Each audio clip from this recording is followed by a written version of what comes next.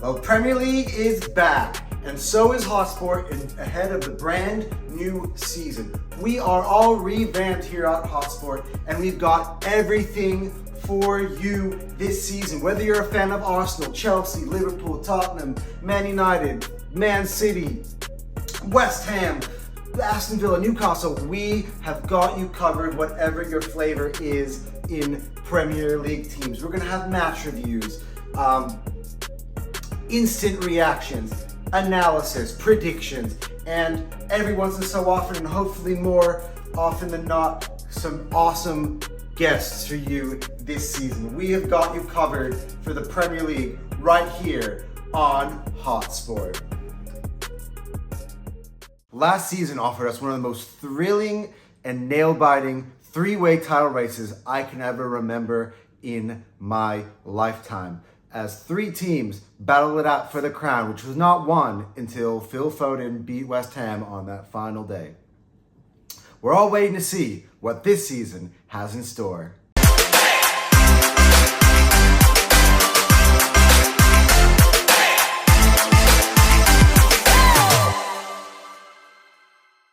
Welcome back to another video, and this is now part 3. Also, 3 days in a row of uploads. We are really on a roll here at Hotspur. Part 3 of our Premier League preview. And look, this video might come out after already.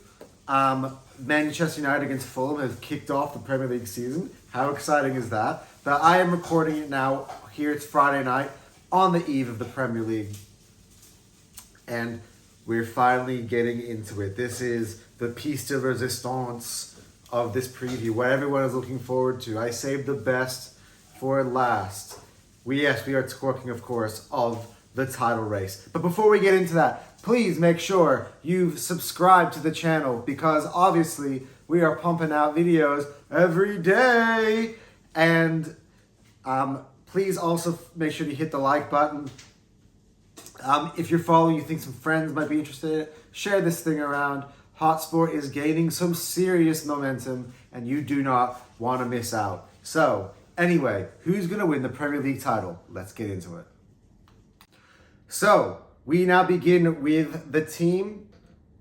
I'm actually going to work it this way. I'm actually going to do Liverpool to begin with, and then I'm going to do the other two, which I really believe it's going to come down to, kind of together in one segment and kind of pit them together. But we're starting here with Liverpool, the team obviously that led the title race, that was in first place for the most amount of days and nights in 2023-2024. However, this was the team that finished in third. Lots has changed for Liverpool over the summer, most notably the manager. Actually, almost only notably the manager. Everything else is really the same. Even though I just said that many things have changed, one really big thing has changed. And that is Jurgen Klopp is out. He's left Liverpool, and he's been replaced by Arne Slot. Yes, that's right. The Dutchman has taken over at Liverpool. It's a brand new era for the Reds. And really, that's all much that's happened in the summer. Obviously, we'll talk about Zubi Doo, because they got rejected by this guy. That's right, Martin Zubimendi. And look, to be honest, I think Liverpool are in real need of a proper six. And when I heard the news of Martin Zubimendi, I had two reactions. Number one was, this will never happen, because I know this guy has rejected so many clubs and he's not really wanting to leave Spain. And number two was, if Liverpool get this, that would be absolutely serious, and they would literally be on par with Arsenal and Man City, and this would be an incredibly exciting title race. For now, I feel like Liverpool are an obvious banker for third place, and Arsenal and Man City are going to duke it out for the lead. But besides that, look, Liverpool have looked very, very impressive in preseason. And look, there's an element of surprise here, because I think many people expect Liverpool to drop off slightly because of the managerial change. But for me, even with Klopp out and Slot in, I still don't see any of the other teams that I've mentioned in my previous two videos still being at the level of Liverpool. They're comfortably the third best team in England at the moment. So I do believe almost wholeheartedly that regardless of how the rest of this summer goes, unless they upgrade massively, especially at defensive midfield position, as mentioned, I imagine they're gonna be third place. But look, no ins and no real outs for the Reds. So this has been pretty short and sweet in terms of this video, which takes us to this point now, and let's talk about it. I'm actually putting Arsenal and Manchester City together in one segment because I believe that these are the two teams that are going to battle out for the title. And there's so much to discuss in this. It's so layered. There's so many things that are happening just not on the pitch, but off the pitch, especially when it comes to Manchester City.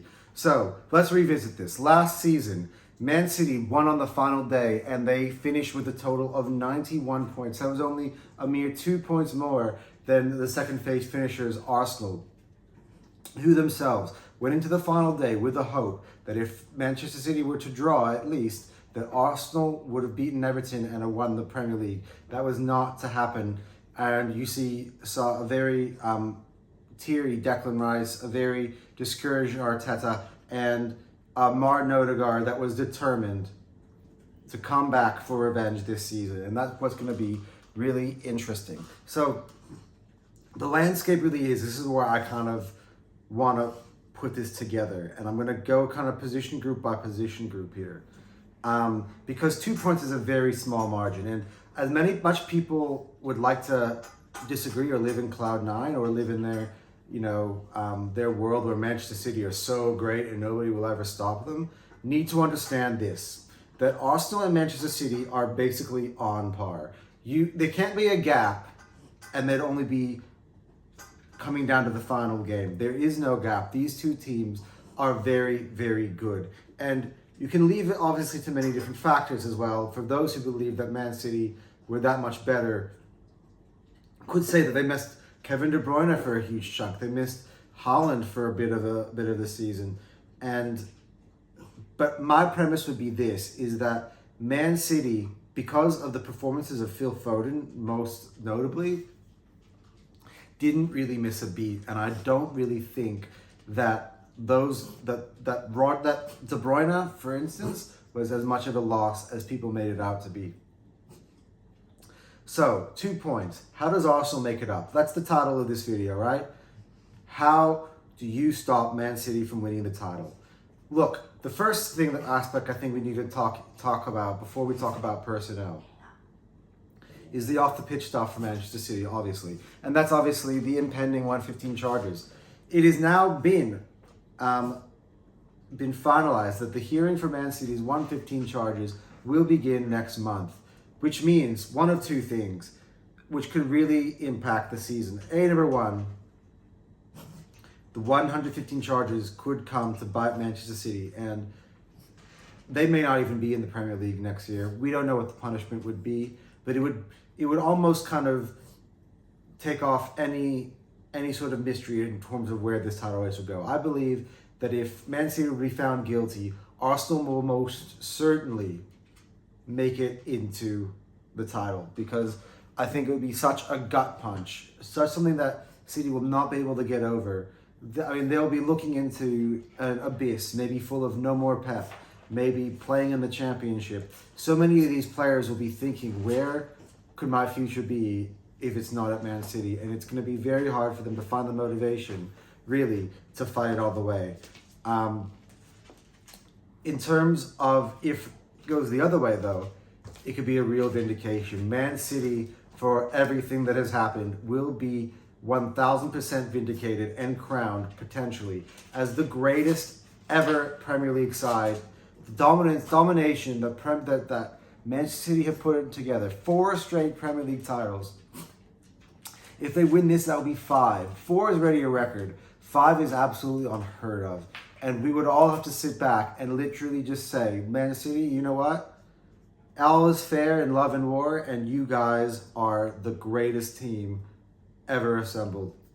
And that would just be the thing. And I think it could, again, power Man City ahead towards the title. But I would not rule out Arsenal, regardless of if that ruling were to come by. Because Arsenal, as I mentioned, are this close. Arsenal are knocking on the door, and eventually you knock on the door long enough and it will open. And that is something we're going to have to discuss. Is this the year now? I think many people are saying that for Mikel Arteta, the third time knocking on the door for this title has to be it. Otherwise, Arsenal might have to look at maybe other options.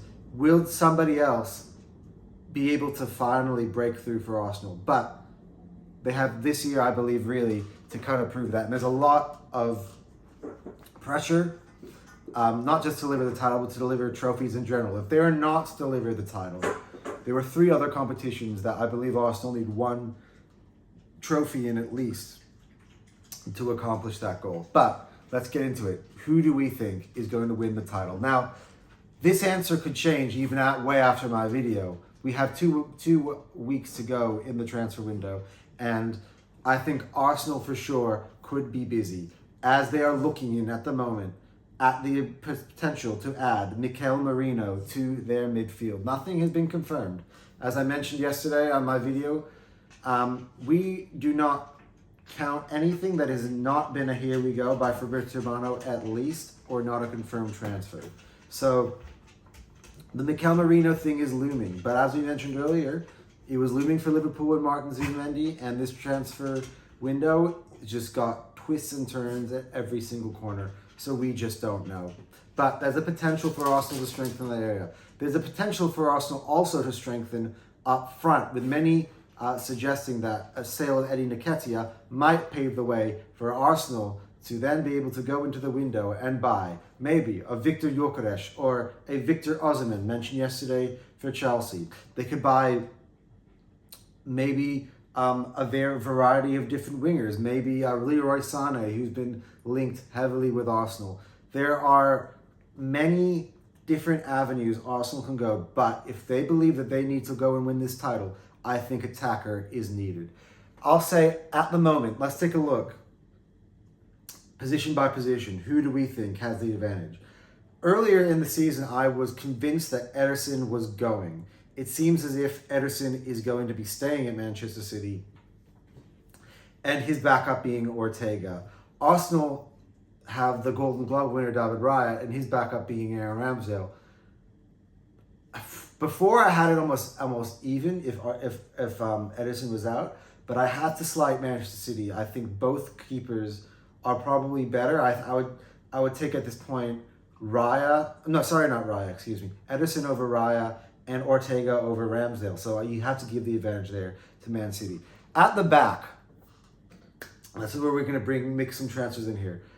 Arsenal have added the Italian ace, Riccardo Calafiori, to the back line, which strengthened the best defense last year in the Premier League. Now has gotten even better. Riccardo Calafiori had the most assists from center back of any center back in European football last year, and really impressed at Euro 2024. And now he's going to be employed at left back next to Gabriel and Saliba and Ben White on the right, which should be an impenetrable back four. But that's not all. Arsenal also have depth. Jurrien Timber missed all of last season. He played half of the first game and half of the last game, and did not feature basically at all last season. His inclusion in this season's squad is a massive boost for Arsenal, who are going to gain really one of their major summer signings from last season. Not to mention, though, you have Takehiro Tomiyasu, who also played a really good season last year, filling at left back at the times he did. Alexander Zinchenko, not long ago, was considered to be one of the best left backs for Man City, and then for his first season at Arsenal, is now considered almost third choice in that position. So Arsenal are stacked on the defensive side of the ball. In terms of Man City as well, they are no jokes. Josko Vardiol is the answer there at left back, and you're talking about Diaz and Stones and Manuel Akanji, not to mention Kyle Walker, Nathan Ake. Who else am I missing back there? Rico Lewis. Again, a very good defense. I am going to slightly give the advantage to Arsenal. I believe at this point Saliba is just a tinge better than Diaz, And I would take Gabriel over Stones. I've seen Stones play for England at the Euros. I still think Gabriel is more of a unit. Calafiori and Gvardiol are very like for like. And on the other side, I reckon that White and Akanji are also pretty like for like. So Arsenal slight tinge, but I'll give the advantage to Arsenal. In midfield, here is where it's interesting. Obviously, Manchester City boast a massive amount of riches in midfield. We're talking about Rodri, potentially the best number 6, not potentially, definitely the best number 6 in the world. Playing next to Kevin De Bruyne and Phil Foden and Bernardo Silva, all featuring in there. Not to mention the depth, which includes having Mateo Kovacic in there and Mateus Nunes. They are stacked in the midfield area. Let's take a look at Arsenal for a second.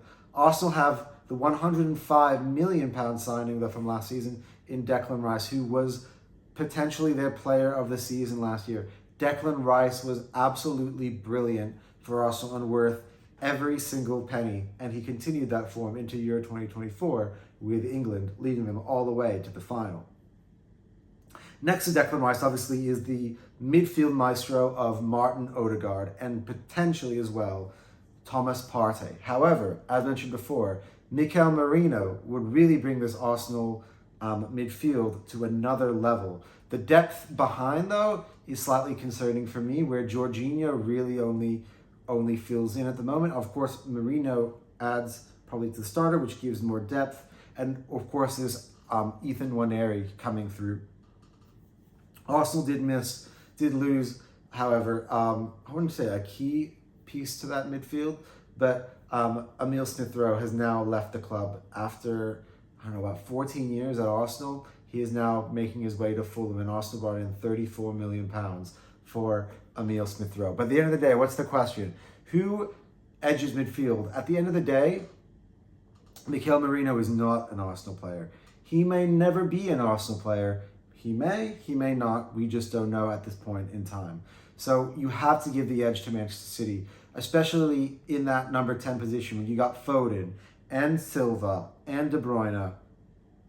And of course, putting Rodri in there really, really seals them. So I think Man City's midfield is better. So that's the edge to Man City. Now, I want to put the forward line into two separate categories. In the wide areas, Arsenal obviously can offer you Bukayo Saka, they can offer you Gabriel Martinelli, they can offer you Leandro Trossard. Potentially, they might add another winger into that area before the window is done. Man City, on the other hand, they have added Savinho. This is their one addition from Girona, who happens to be part of the Man City group. And they also have Jeremy Doku out there. Jack Grealish can play out wide for Man City. So, and they had Oscar Bob. However, Oscar Bob now has been confirmed to be out for the entirety of the season. He was looking to have a big breakthrough season for Man City, but he will be no there. I will edge the midfield areas now, the wide areas to the Gunners, making it now 2 apiece. Up front is where it's interesting because obviously Manchester City boast the greatest striker on planet Earth at the moment in Erling Haaland. However, a massive out for Manchester City this year was Julian Alvarez, who left for more game time and has now confirmed to have joined Atletico Madrid, which means that behind Erling Haaland, there is absolutely no one in reserve for Manchester City. Will this be something that's addressed in the window? That's something we'll have to see. For Arsenal at the moment, though, the options are Kai Havertz, who came on in the second half of the season after really taking a while to bed in early on in the year. Of course, he played in midfield, moved up front, and so Kai Havertz in the striking position really hit fire, and he continued that form into Euro 2024 with Germany scoring 2 goals in the tournament. He is partnered with Gabriel Jesus, who looks to have found new form. He's looking great in preseason. We'll see if there's a resurgence for him after he's had some injury issues over the last couple of seasons. And of course, there's Eddie Nketiah, who for the moment remains an Arsenal player, but could be replaced by, as we mentioned, an incoming there. We've yet to see. Again, Arsenal have about 16 days to go in the window to determine if they're going to add to those positions. At the moment, it's tricky. People are gonna say I'm doing this to be nice to Arsenal, given that I'm an Arsenal fan. But at the moment, you have to be concerned about the depth of Man City. While they do have Erling Haaland, and if you're going to compare Haaland to Havertz or to Jesus, he obviously has got a clear advantage. But if Erling Haaland were to go down, there is no one there behind him, which means for me, I'd take the pair of Havertz and Jesus to just basically be about equal. So Havertz plus Jesus equals Haaland, in my opinion, at the moment.